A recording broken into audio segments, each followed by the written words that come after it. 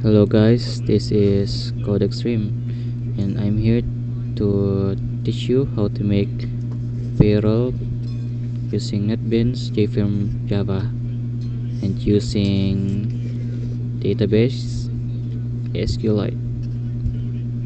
For today's video, this is only a overview and teach you how it's worked. And this is the login form. Once you log in it, it's in admin form.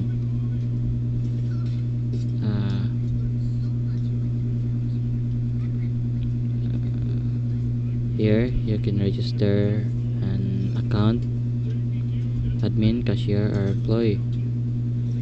And this you can edit an account, username, password, or department. And this is the example. Video one. There. Back. And this is the cashier form.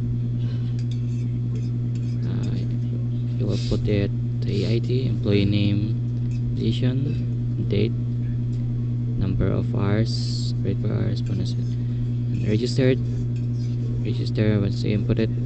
And by the way, it's automatically solve what you input it in here. For example, there.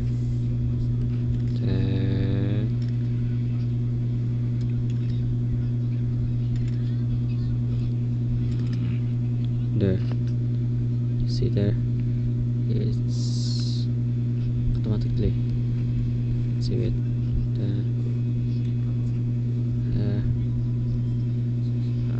I can register that without input it in here. It's a fixed code. This is a clear there. It will clear all the text box. And this edit management, you can edit it if you put it wrong. Stuff there. And this is the report, history report of what you inputted. I think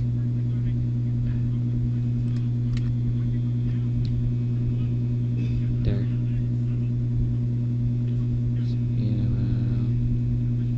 Data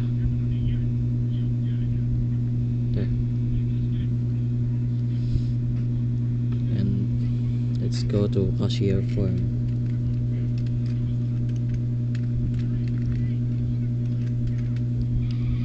Cashier form there.